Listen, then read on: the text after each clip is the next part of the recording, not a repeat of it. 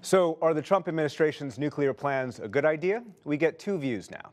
Jon Wolfsthal was Special Assistant to the President and the National Security Council's Senior Director for Arms Control and Nonproliferation during the Obama administration. He's now Director of the Nuclear Crisis Group, a nonprofit advocacy organization. And Rebecca Heinrichs was a military and foreign policy advisor to Republican Representative Trent Franks, who served on the House Armed Services Committee. She is now a senior fellow at the Hudson Institute. And welcome to you both. Thank you. Jon Wolfsthal, let's start with you. Do you believe that the Trump administration's plans for new nuclear capacity actually increases the chances of some kind of nuclear conflict or using nuclear weapons? Well, I think the goal of the NPR was to reduce the risk of nuclear war, but I think the new programs that they're supporting actually lower the nuclear threshold and make the use of nuclear weapons more likely. I don't see how a potential adversary is going to know whether we are launching a low-yield or a high-yield nuclear weapon or a conventional weapon if we're going to intermix our capabilities this way. And the whole goal of our nuclear policy is to have clarity, but I think what we've ended up with is a lot of ambiguity. So, Rebecca Heinrichs, is there more ambiguity, and is there more likelihood today or under this plan that there would be nuclear use, or less likelihood? No, the whole point of the Nuclear Posture Review is to lay out the administration's plan for decreasing the chances of nuclear conflict. It is a deterrence report. And much of the report is very similar. It's got a lot of overlap from the 2010 Obama NPR, committed to the nuclear triad, committed to eventually seeing the end of nuclear weapons. But as long as they exist, we've got to have the ability to deter them. What the report centers on is raising the nuclear threshold that the Russians in particular have lowered. And so that is the goal of the report. It is a necessary response to the precise things that the Russian Federation in particular is doing, and that is increasing the number of nuclear weapons, the threats of nuclear use.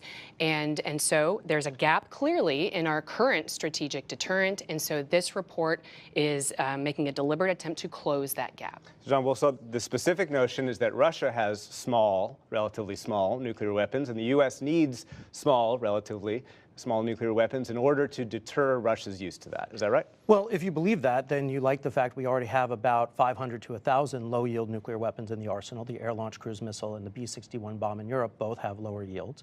But I think it also ignores the fact that Russia is threatening the use of nuclear weapons because they're conventionally inferior to the United States. They have no choice but to threaten nuclear weapons because they know that they would lose a conventional war to NATO or the U.S., which is the same thing we threatened during the 1960s, that we would escalate to the nuclear use in response to a conventional attack. So I understand the desire to deter, and I think it's an important one, and the language in the NPR on deterrence I think is sound. The problem is that Russia's going to look at these new capabilities, and they're not going to change their strategy. They're going to say, all right, well, they're going to beat us conventionally, and they can beat us on the nuclear front. So we need to take even more asymmetric steps, and I think that's going to increase the risk of misinterpretation or accident. Rebecca Heinrichs, you're shaking your head. No, the Russians outnumber U.S. and NATO tactical nuclear weapons 10-1. When the Obama administration negotiated the New START treaty, which cut U.S. deployed strategic nuclear weapons, the Russians refused to include these tactical nuclear weapons in that arms control deal. So what the United States has to do now, we got to do something different. What we're doing is clearly not working. The current tactical nuclear weapons that we do have do not present, they're not ready enough. And so if they were, then the Russians would not perceive this gap. So we have to do something now, immediate, that provides an immediate response to, again, raise that threshold that it doesn't matter what Jon and I think would be an appropriate response for the U.S. What matters is what the Russians think. And clearly they see a weakness there. And so what this report does is it works to fill up that weakness and to provide a deterrent so the Russians actually, change their calculus that they might get away with delivering one of these low-yield nukes. Jon Wolfsthal, Rebecca Heinrichs said something about making something different. What we're doing now isn't working. You worked on the last Nuclear Posture Review in 2010. This review specifically talks about how the U.S. should respond to non-nuclear strikes, so-called strategic but non-nuclear strikes.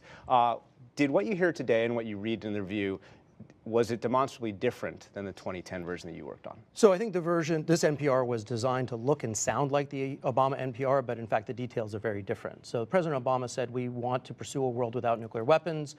We want to reduce the role of nuclear weapons. We're going to reduce the role of nuclear weapons in our national security strategy, and we want to reduce the number.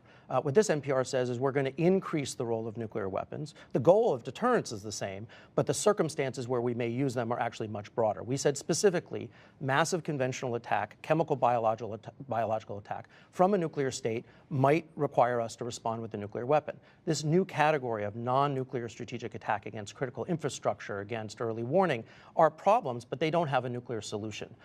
My view is that the use of, or the threatened use of nuclear weapons in these circumstances simply aren't credible. They will weaken the credibility of our other deterrence commitments and our assurance commitments, and they're not going to reduce Russia's drive into these areas. If some of these threats that we're facing in cyber and space are so great, why not invest some of the $1.7 trillion we're going to spend on the nuclear arsenal and actually improve our cyber capabilities?